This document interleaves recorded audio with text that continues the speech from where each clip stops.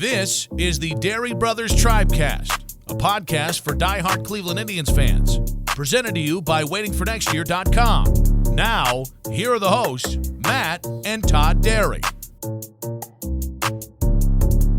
Thanks for joining us, everybody. We are back another week of the Dery Bros Tribecast, brought to you by the Center for Advanced Dentistry and on WaitingForNextYear.com. Kind of a sad night here on a Sunday evening. The season's over. Tribe finishes with 93 wins, but not good enough to get into the postseason. Todd, it was just a brutal week, and the Indians weren't even competitive this week. Give the Rays and A's a lot of credit. They don't lose. They played better, and they deserve to go, and the Indians are on the outside looking in. No October for us for the first time in 4 years. This sucks. It does suck. All of a sudden I got a month open.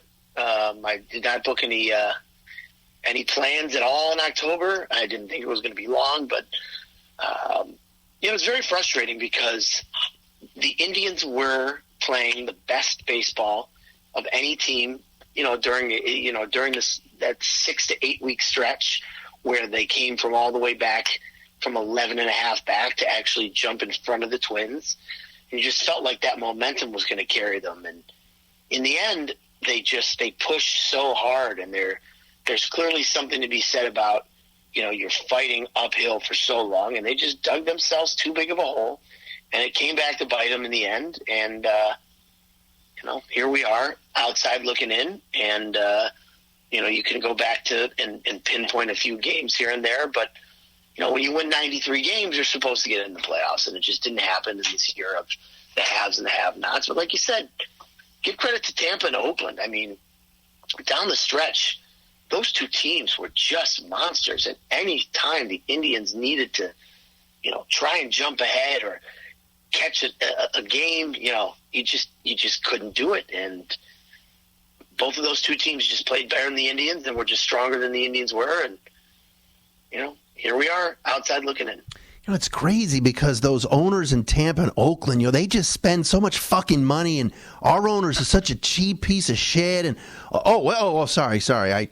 I lost control there. I lost myself for a second here. And look, excuse my language, and I apologize to some of the audience that might not like that. But I do have I'm not angry at this team. I don't know what, in a couple of weeks it'll hit me that I'm bored, and that the game, on a Tuesday night I'm going to be sitting there twiddling my thumbs like, where's the Tribe? And I go through that every year. But I'm not mad at the team. I'm not mad at the owner. I'm not mad at the manager. They won 93 games. They had a ton of stuff to deal with all year, the injuries and everything else. And you're right, Tampa and Oakland beat us pretty badly during the season. And you can look at the White Sox season series as something that proved costly as well, going 7-11 against a pretty mediocre outfit there in Chicago. But I will not sit here and spend 45 minutes, Todd, or however long we go tonight, doing the Dolan's cheap routine. It's a cheap lounge act. And it's tired. I read Dane Perry's column and others that I'm sure will come next about how the Indians deserve what they got because the owner cheapened out, and how you traded Yan Gomes. They stole Daniel Johnson and Jeffrey Rodriguez in that deal. Like, there's certain moves you have to make, and I just think it's so short-sighted and such easy button to go in on the Dolans again. That was crap. Well, first of all, anybody who questions the Yan Gomes trade does not know what they're talking about and is a complete moron. You sold Yan at peak value, and he was going to make $10 million and $11 million the next 2 years. Instead, you got Roberto Perez, who ended up hitting, 25 homers or 24 homers or whatever it was. Much better option. I mean, you want to get mad about stuff. I mean, I'll go back to April, where this front office thought it was a good idea to have Max Moroff at second and Eric Stamitz at short and Brad Miller also playing second base. And you basically left yourself with 3 automatic outs at the bottom of the order, and you needed more offense, and they waited too long to strike. I would say that is more upsetting to me than anything, but the Dolan's cheap narrative, I don't want to hear it from those people. Like you said, it's not like we lost the wild card to the Yankees and Boston were the 2 wild card teams. There were 2 teams behind us who had similar payrolls that were lower, actually. They made it happen. They played better than we did. But when you win 93 games, you get in the playoffs 9 out of 10 times. 9 out of 10 times, I get my face slapped. No, but in all honesty, at that 10th time, it's magic. It's magic, exactly. You get to the last week of the season. You beat the White Sox on Tuesday 11-0 behind Mike Clevenger, and you're like, man, this is awesome. I mean, we are just going to win out. And then Wednesday, Shane Bieber versus Ross Detweiler, and you lose badly. And then Thursday, they came out and looked like a team that had nothing left, and they were completely dead and got shut out 8-0. They got outscored in their last 5 games, if you include today and yesterday, which I don't know why you would, but let's do it. 42-14. I mean, they just completely ran out of gas. Completely. They did. They didn't have anything left. And I don't want to get into too much finger pointing. And, I do want to have a conversation, though, about Terry Francona, because the amount of people that I see that just want to get rid of him. Right. It's astounding to me. And I think it is a lot of these people are so short-sighted and think that it's like they didn't see baseball. First of all, there's a lot of millennial fans who were not alive. But and when they were 2 was the 1995, and their parents saw how great it was from 95 to 01 when we were pummeling teams and we won the division every year. The division sucked then too. Nobody talks about that, right? Correct. Yeah. So it was really bad. It was terrible. We'd win the division by 25 games. They clinched the division on like September 10th in 95, something crazy like that. Man, and those 93, 94, 95 teams, I mean, we just spent. Wrong again. Yeah, it was great developed talent. I mean, so there's that portion of the fan base that thinks every year should be 95 to 2001, and there's no excuses. Then there's the portion of the fan base who also, grew up watching the 95 Indians and didn't know that baseball in Cleveland existed before 1994 and never saw the games that you and I and Dad took us to, where we were sitting in the upper deck in the section by ourselves, and the Jim Essien was catching, and Alan Bannister and Miguel Delaunay in center field, and the Alex Cole experience. I mean, you and I saw so much shitty baseball until you were basically 20 years old and I was 17. I mean, again, so there's those people that never saw that either.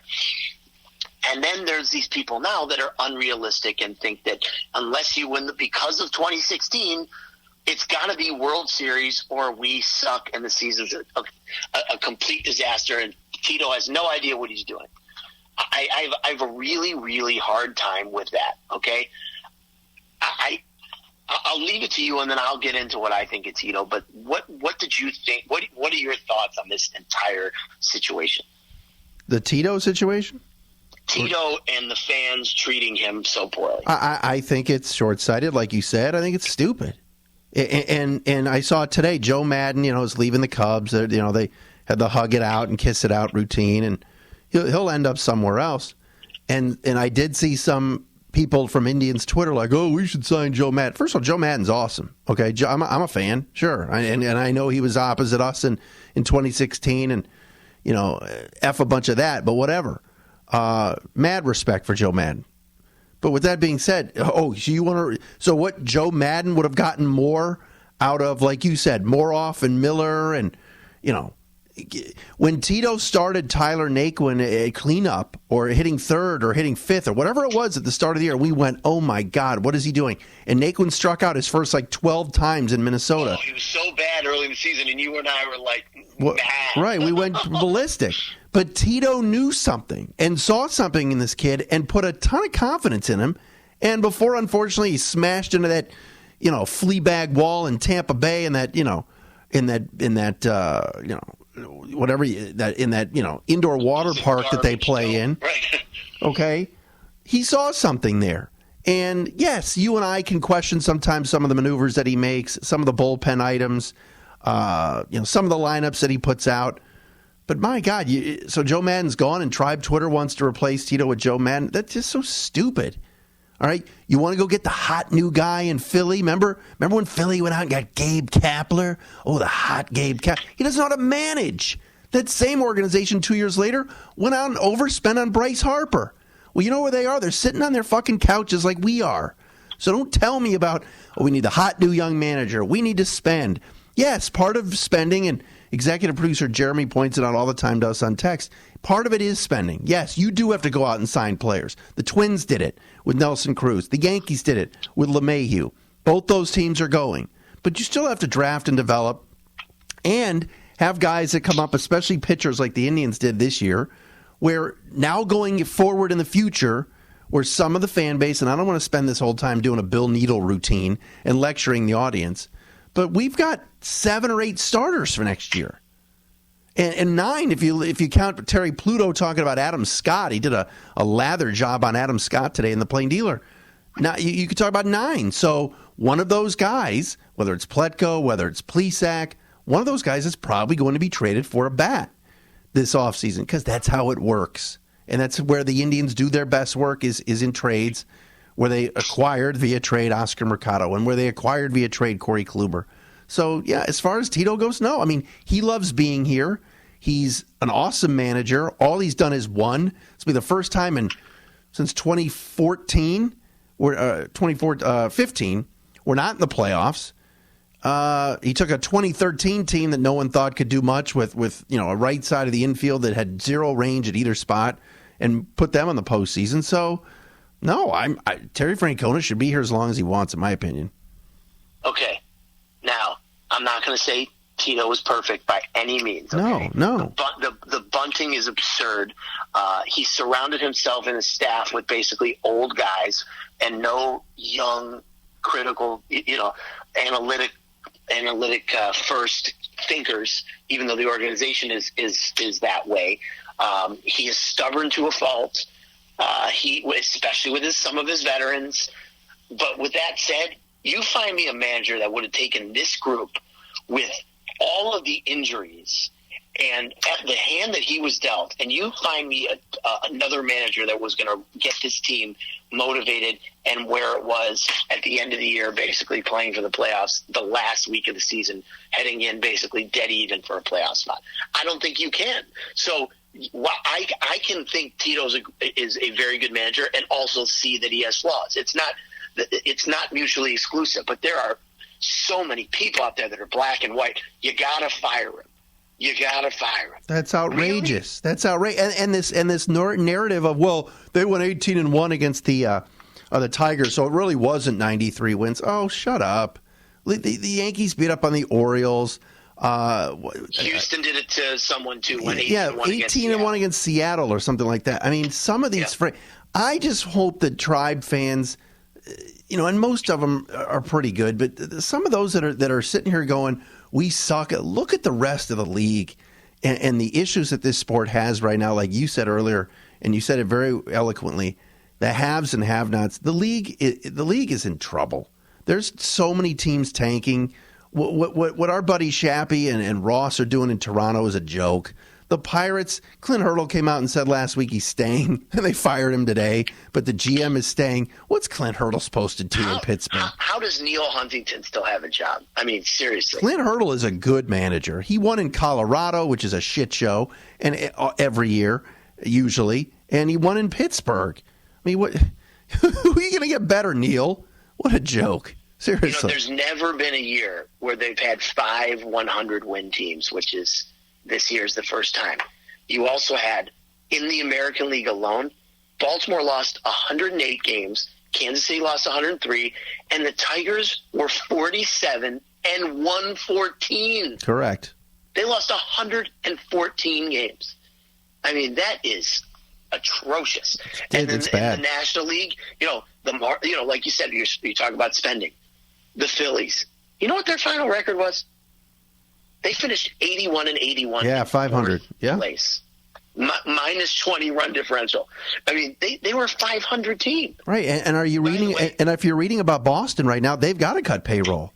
And they're so they're going to trade Mookie Betts, a former MVP, because they don't want to pay him. Right. So you tell me. By the way, if the Indians were in the National League this year, they win the Central, and they're ahead of both wild card teams. Same record with the Nationals, but ahead of both wild card teams. They would have had the third best record in the National League. So there you go. Only the Braves and the Dodgers had better records. Craig Lindell, our buddy Craig from Waiting for Next Year, who helps really kind of put this all thing in motion, and we appreciate Craig and Sarge and all the crew over there. Craig wrote a piece last night. Talk about the Indians a little bit. I don't agree with all of it. He made a comment about, something was missing this year, and it just didn't have that same feel and buzz. Well, yeah, when you open the season without Lindor and Kipnis and the front office, not just ownership. Look, if ownership was so stingy and said, do not sign anybody, then they wouldn't have given Danny Salazar $4 million. They wouldn't have given, and I've gone over this routine a bit before, 4.5 for Salazar, 2 for Carlos Gonzalez, and 1 for Hanley Ramirez. So 4.5 plus 2 is 6.5, plus another 1 is 7.5. That $7.5 million could have gone to, I don't know, Avisail Garcia, Adam Jones, Derek Dietrich, not all 7, but you know what I'm saying. Dietrich, who could have been here for a minor league contract and would have ended up playing second base right away. Or you give him a major league deal at $2 million, and he's a Tito type guy. He plays infield, outfield. Tito loves those types of guys, and he'll be available this offseason again. Now I know he just had shoulder surgery, but before he got hurt this summer, he was tearing the cover off the ball in Cincinnati. So the front office made some mistakes too. Now I don't know the conversations between Chris Antonetti and what's his nuts, Cherninetti and ownership. Maybe at the time they said, Paul, we want Garcia. Well, what's he going to cost us? The agent's looking for $4 million over a year. No, what he can't do. I don't know. Maybe Paul did shoot those things down, but those are the types of moves that were not. You can't tell me they don't spend, and you could have had this guy, could have that guy, when there was some money put into some guys that flat out sucked. Salazar was a joke and is a joke, and he's gone. Cargo didn't work, and Hanley didn't work. And those were bad moves. Not that they were a lot of money, but they could have spent that money elsewhere, and I think they would have gotten into the postseason. Okay, so Cargo was clearly cooked, but if you talk to people around the team, the impact that he had made on the younger players and how to be a professional went a long way with a lot of these young guys, and he made his impact. And if he could have hit, he would have stuck around. He got caught up in the numbers game. I mean, But he wasn't good, Todd. But he wasn't good. No, he was done. But I'm saying, you needed guys like that to try. I'm not going to defend what they did this offseason because you got swept by Houston, and you basically went out and made the team worse. Spare me they should have signed Josh Donaldson. If you think that the Indians were going to give $25 million to a guy for 1 year, you're fooling yourself. You haven't been paying attention. Well, I have a bigger problem. But I have a bigger problem with not adding an outfielder and not signing Derek Dietrich when he could have been had for a minor league contract. Well, or you sit down with Michael Brantley and you work it out, and that's where the ownership and the front office failed. Right. You want to go? I mean, I read the Dane Perry piece, and most of it was drivel. But the Brantley part is correct because that's a position. It was a position of need. He loved being here, and the Astros go get him and gave him a 2-year contract. So worth what? Worth how much was it? What do you get? $16 million a year? Yeah. If you see that's a big problem. If you can't do 2 years and $32 million for an iconic Cleveland Indian player at a position of need. A quiet leader, a guy who is a tremendous hitter, and to me, that's probably the biggest mistake they made. Yeah, no doubt. If you would have been able, here's my guess. My guess is they were just saying to themselves last year, well, he came off of the injury years. He wasn't contract year. Forget. Yeah, number one, it was his contract year. Number two, I think people forget he was basically injured for. He missed all of 2016, basically. The 2017 season, he was banged up. He wasn't. Remember, he came back in October and he wasn't ready. And then 2018, he was back and did great. But I think they felt like we picked up his option. We weren't going to, but we did. And it worked out, and we got that extra year. So we're going to say our goodbyes and cut our losses here and say, move on. If they could have moved, this is all hindsight. Knowing what we know now, had they worked harder to move Kluber for a lesser of a package than they wanted, obviously, and taken on no money, just young players, you could have used that money to re-sign Brantley for 2 years. And that's where that money would have basically that is possible that maybe they tried and there was not a move there I believe that's the case. I believe they tried to trade both Kluber and or Bauer, and they just didn't like the packages they got. Right, and there is that narrative that's out there, and good national reporters have said the Indians are very careful with the moves that they make, and there's certain players that they that they won't trade for, and whether they liked Verdugo or whomever from the Dodgers, and whether they liked some of the kids from the Padres before they settled on Reyes. And I think Franmil Reyes will be fine. I know he wasn't great up here, and he was a bit of a windmill at times, but I think for what they have for the future and the controllable years that they have him for, I think he's going to be pretty good. Matt and Todd, the Dery Brothers Tribecast season review. Really, it's over. Indians lost today.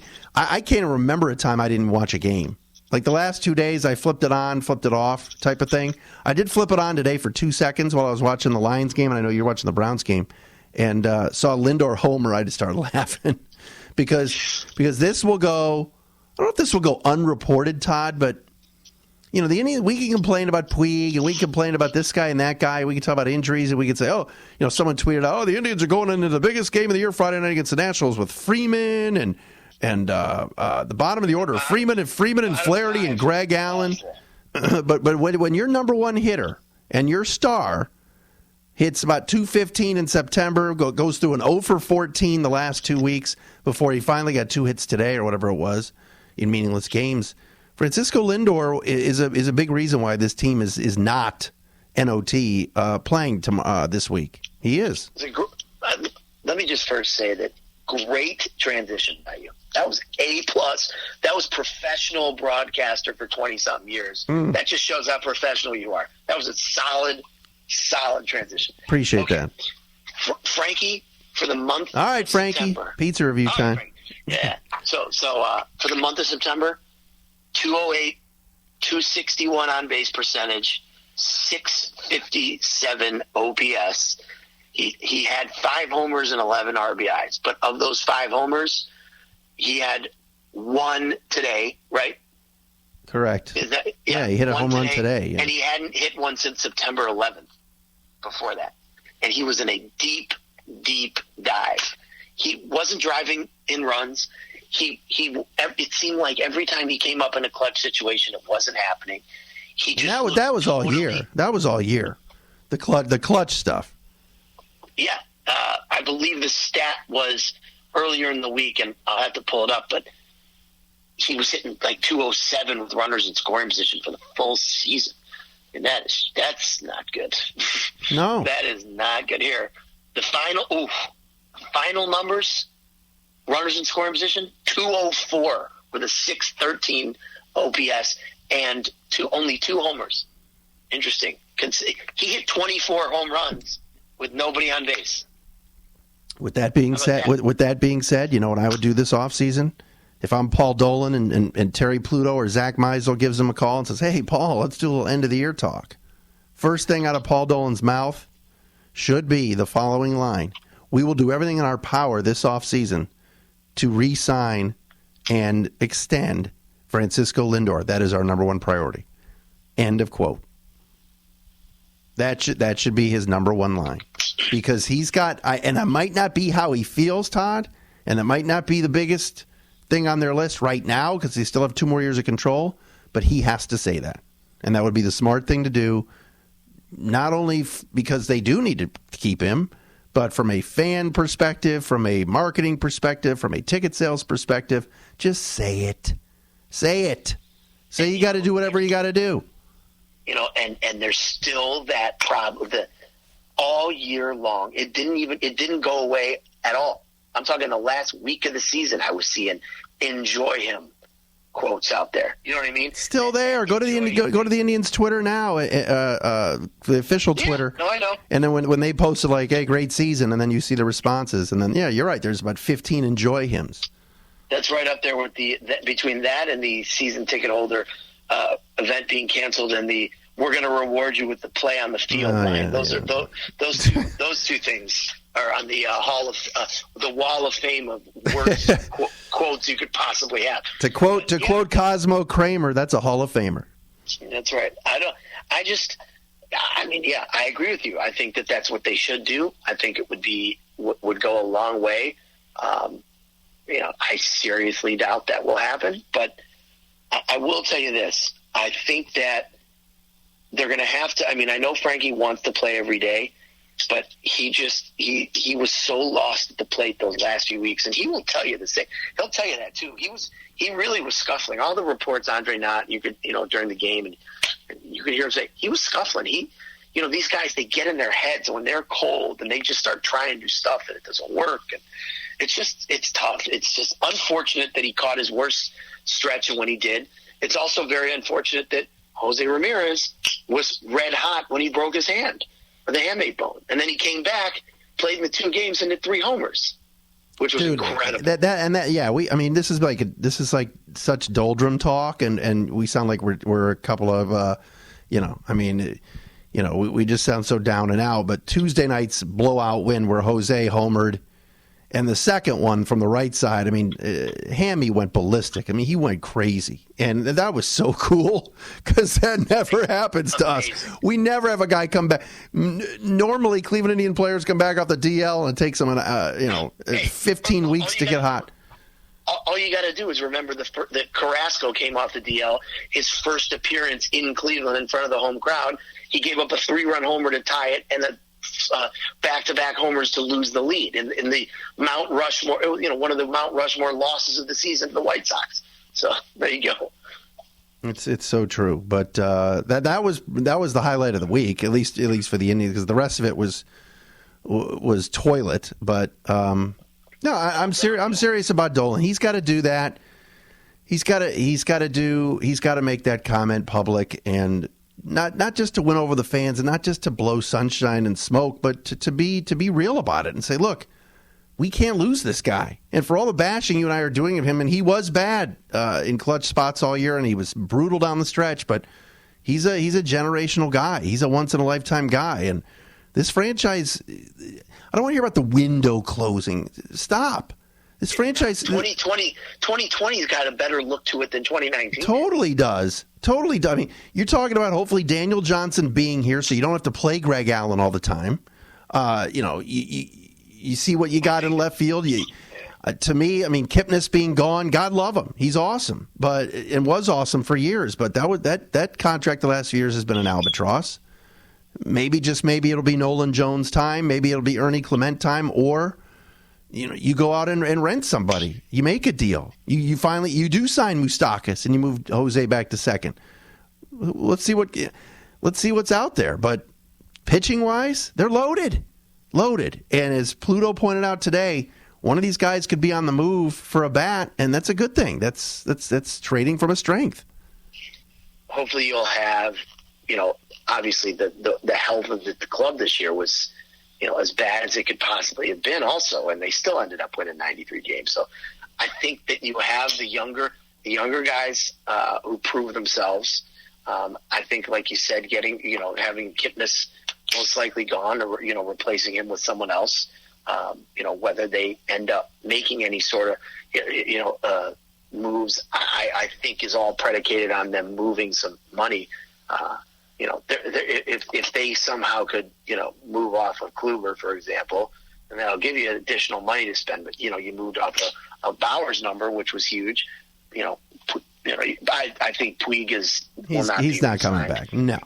But the Indians have enough young outfielders. That was fun. That was fun for like a week and a half. It was fun for the brand, Not PK, but Yeah. Sorry, I had to go there. It was. You beat me to it. God damn it. Yeah. Yeah, no, you're right. I actually, the Puig thing, like you said, it was fun while it lasted. But, another intriguing person who's back on the team, who, we saw a little bit of in this last week, is Bradley Zimmer. I mean, you don't know what's going to happen with Zimmer. If he's healthy, he looked different at the plate. I don't know if you saw him. Yeah, I did. Yeah, he looked totally different. It was weird, but that's still your first round pick who had some serious upside there. So, you're going to have Daniel Johnson hopefully in the mix, and I think you're going to get you better get a full year of James Karinchak.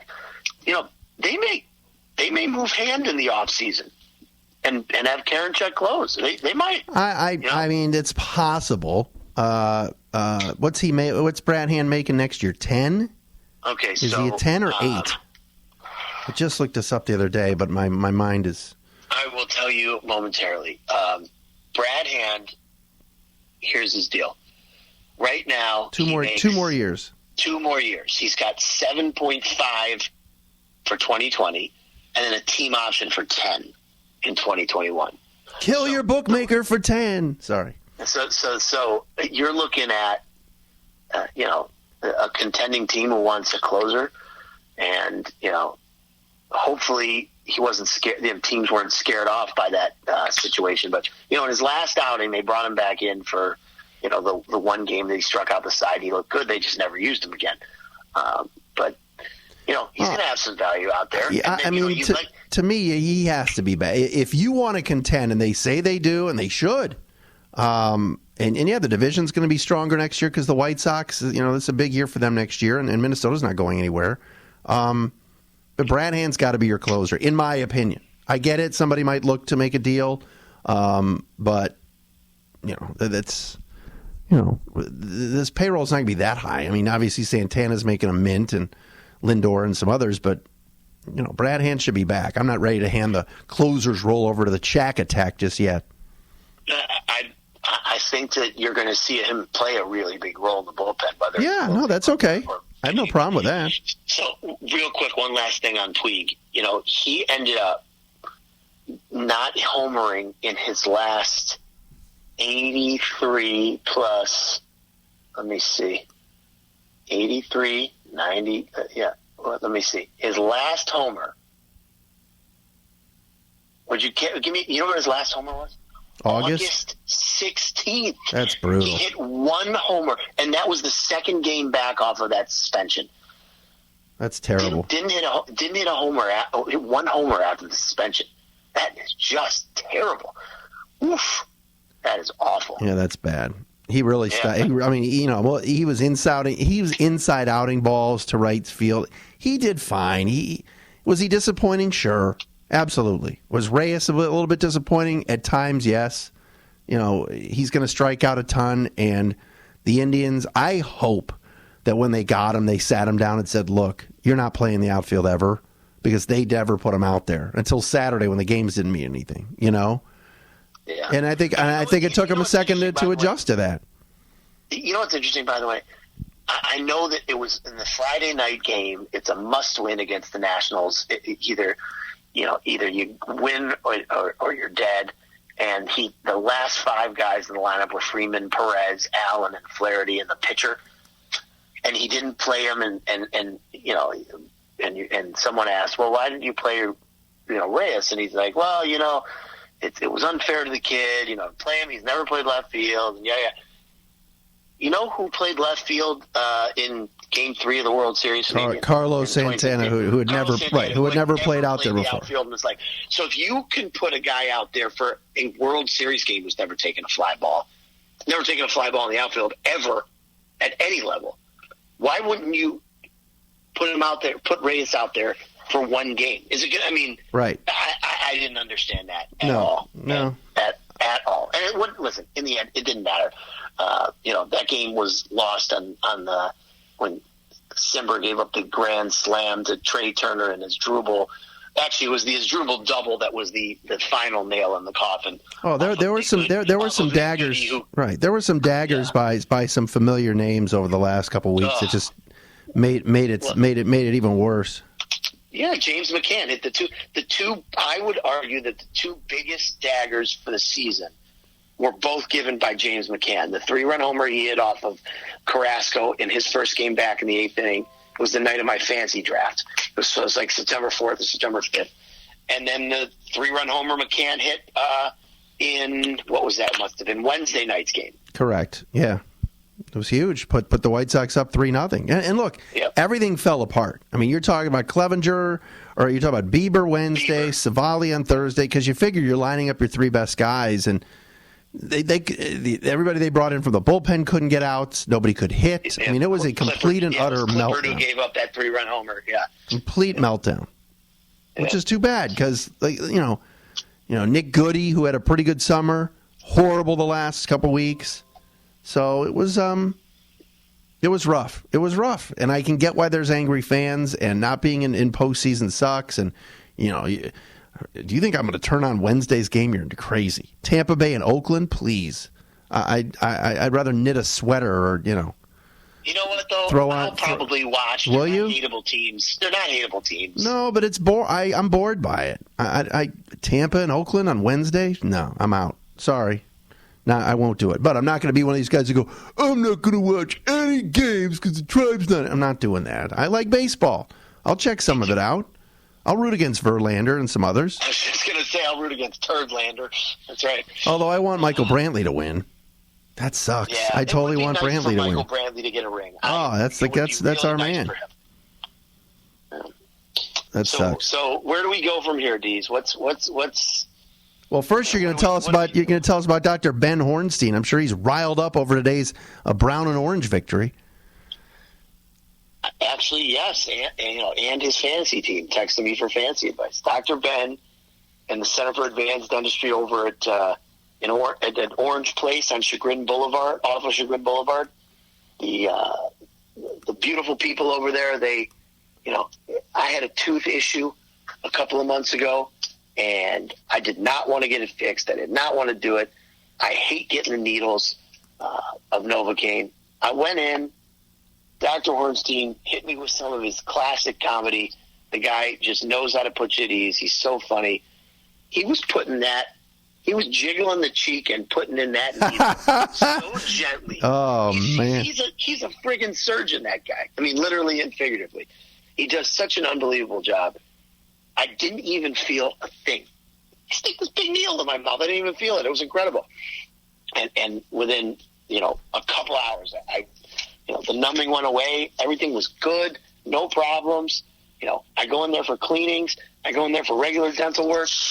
They do a fantastic job. So, if you need a dentist here on the east side, you can't find anyone better, I'm telling you, than Dr. Ben Hornstein and the Center for Advanced Dentistry. Check them out at cfad.net or on Twitter at CFAD Beechwood. Where's that office located, by the way? It's Orange Place there, off of Chagrin Boulevard. When are they widening the lanes on Chagrin? That's a great bit. Come on. When are they going to close Corky and Lenny's? I can't say it. No, I don't eat there. No, I don't. Whoa! Look out! Wow. I'm a Jack's guy. That's a free plug right there. Oh my goodness! Al is the man. I will say this right now. You will not find ever a better waitress than the legendary Mickey, who's rest in peace at Corky and Lenny's. Can or fountain? What a legend! Can or fountain? Back in the day, there was nothing like going to Northfield Park on a Friday or Saturday night and then coming back to for a late night meal at Corky and Lenny's. Oh, man, we're all over the place. All right, Matt and Todd, Dery Bros Tribecast. You asked me where do we go from here. I mean, I'm optimistic for next year, and maybe I'm just a shill and a homer, but you win with pitching. You look what Tampa did and how they pulled this off with 15 bullpen guys and Glasnow and Snell and Morton. They pulled it off. Oakland got some of their starters back, and their bullpen was pretty good.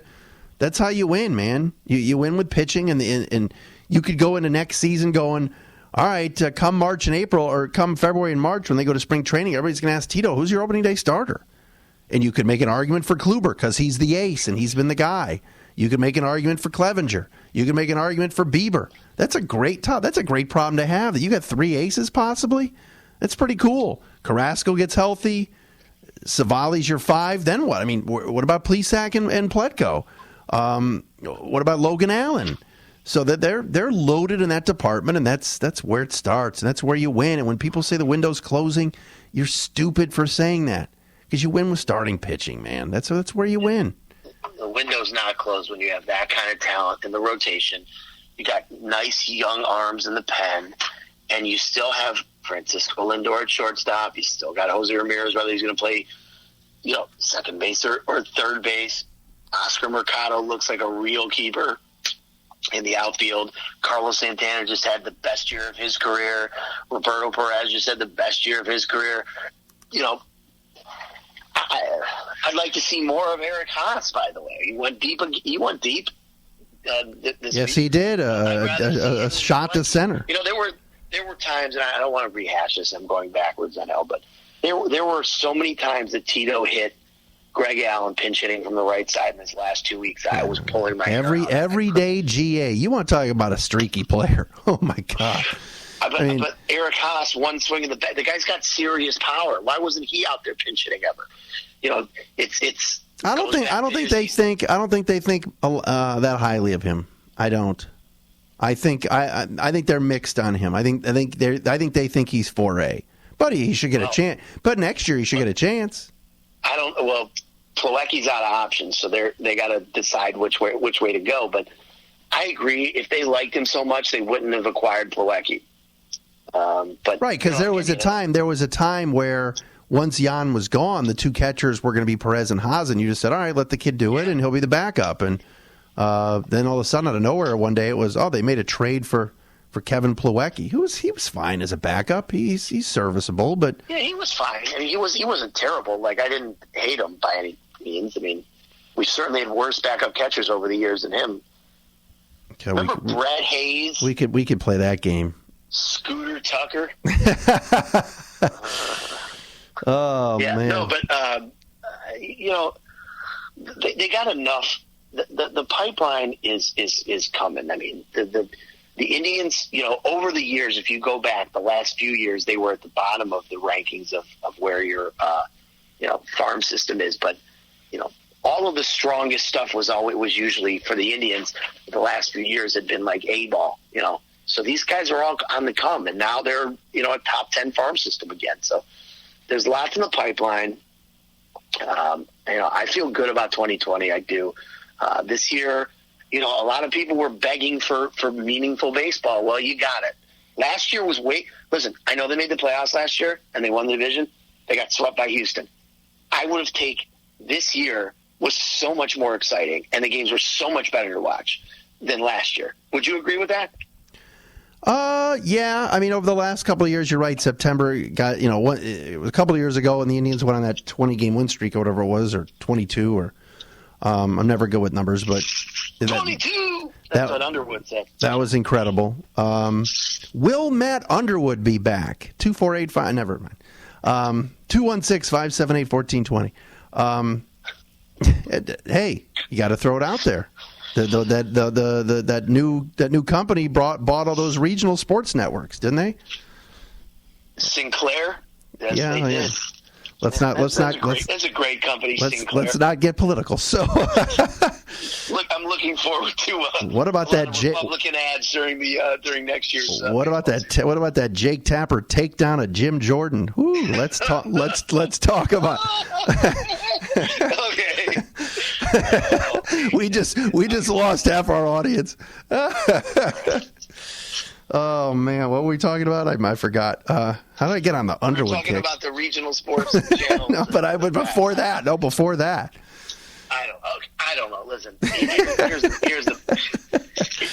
the bottom line. All right, they didn't make the playoffs. They didn't win the division, and everyone can tell us they overlooked. No, nobody thought at the beginning of the year that the Twins were going to be this good. I think we thought that they'd hang. Give him credit. Yeah. And you know what? They hit home runs like unbelievably well. And are they going to keep that up? Are they going to be this good again with that same bad pitching staff? That's the front office to watch, though. They're going to have to make some sort of move for better pitching, because that is not sustainable.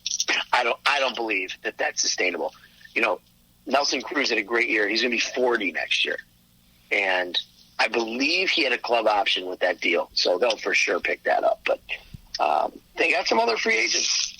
So we'll see. I mean, they hit on all these guys that 1-year deals really ended up hitting with them.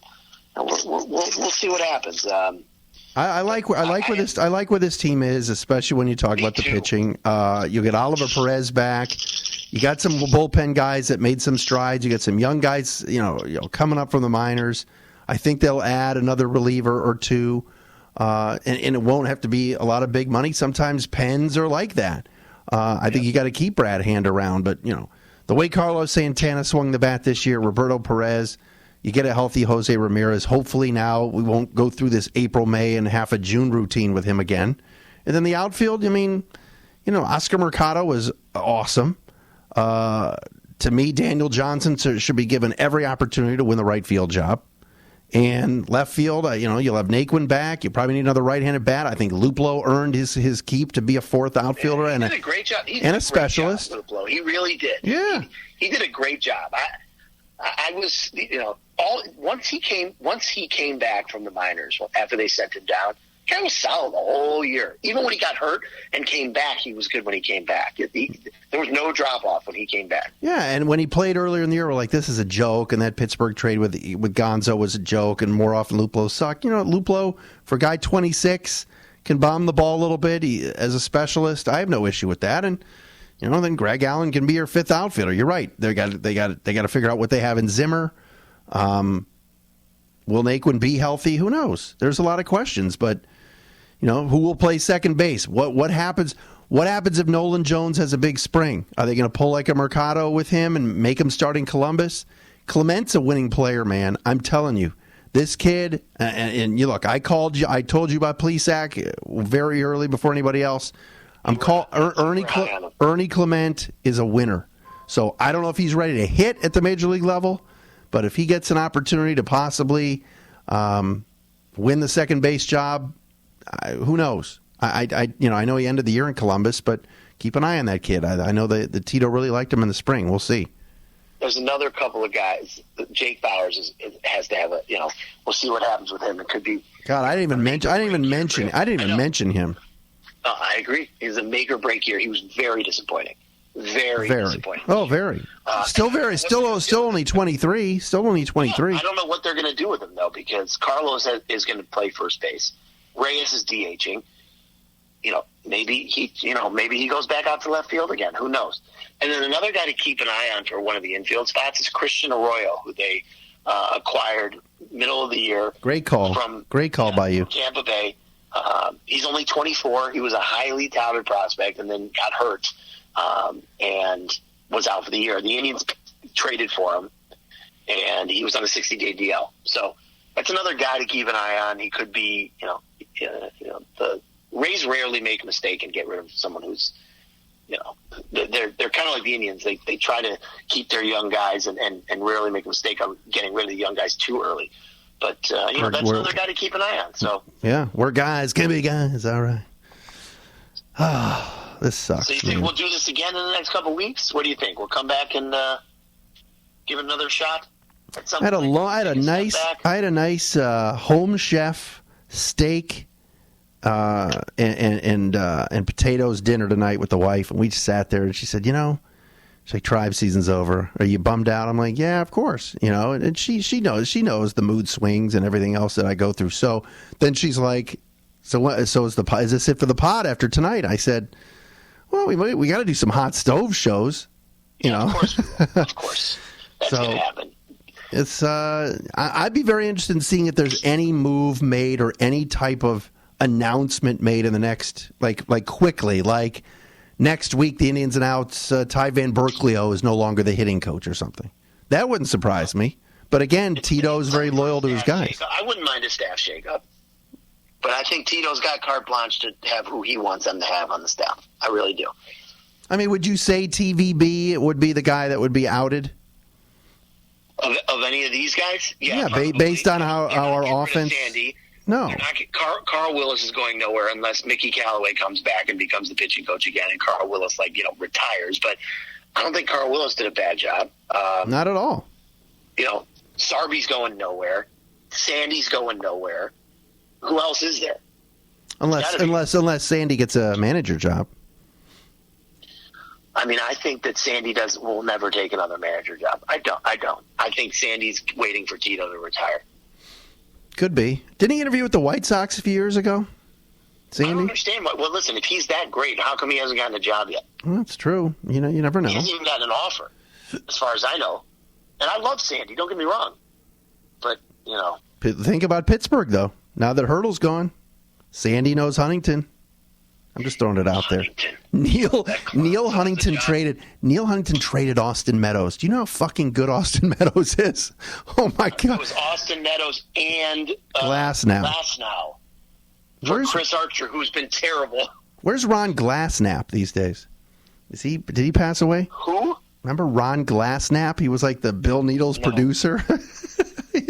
All right, I'm really. What about Matt Christopher? I remember him. Or Jimmy Christopher. He looked like Cosmo Kramer. My boy Mike Dolan and I used to. We interned at KNR in 1994. I remember. We followed Jimmy Christopher, and he was the update guy. He looked like Cosmo Kramer. Oh, that's hilarious. He was a weird dude, man. He was a weird dude.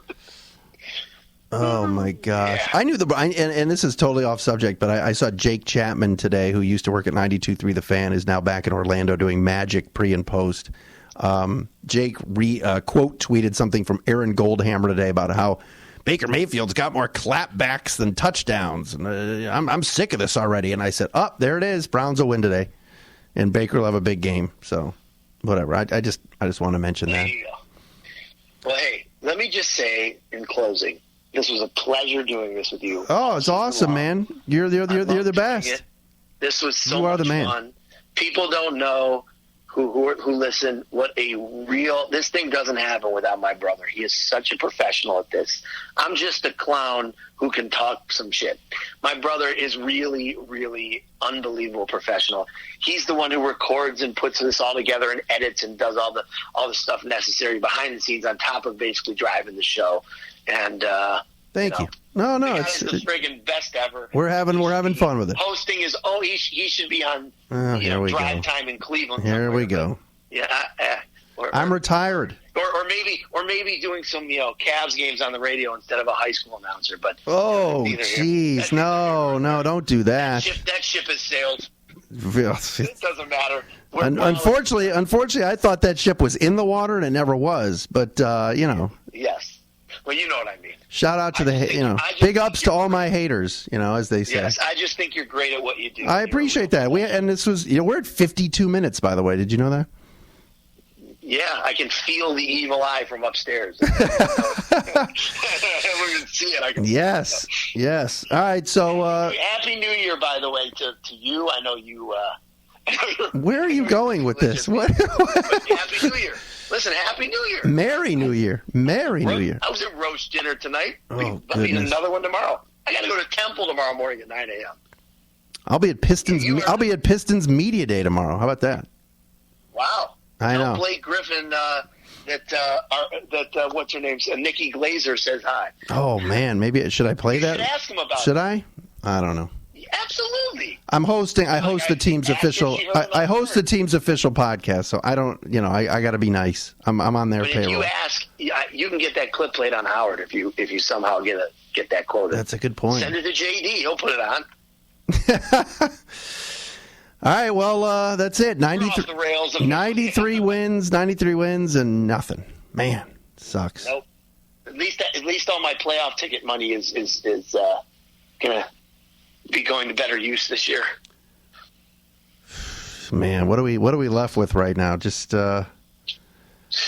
basketball team, fantasy football team's about to be on probation. Fantasy football talk and a bunch of Mikester selfies from the stadium. That's what we're left with. All right. Shout out to the Mikester, by the way. He's a listener. Absolutely.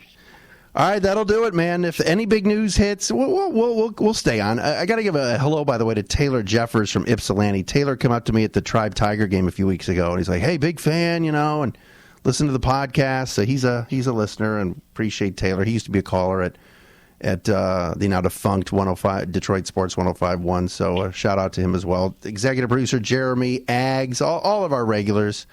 You guys helped us. All the guests we had on this year. This isn't the end, but got to give, Zach and certainly Andre Knott. We love Andre. He's the man. Adam the Bull we had on as well. Bull. We're going to get Hammy on soon. I'm working on that. Hopefully the Pope, John Paul Morosi. Got a few things for the off season for the listeners. Got to do it. Adnan, perhaps. Adnan Verk. We got to work on Adnan. All right, we'll do that too. All right, dude. That's it. We'll talk soon. Sounds good. There he is, Todd Dery, Matt Dery. It's been another edition of the Dery Brothers Tribecast, the season in review Tribecast, and we'll talk to you again soon on waitingfornextyear.com. Thanks to Dr. Ben as well as at Center for Advanced Dentistry. As always, go Tribe.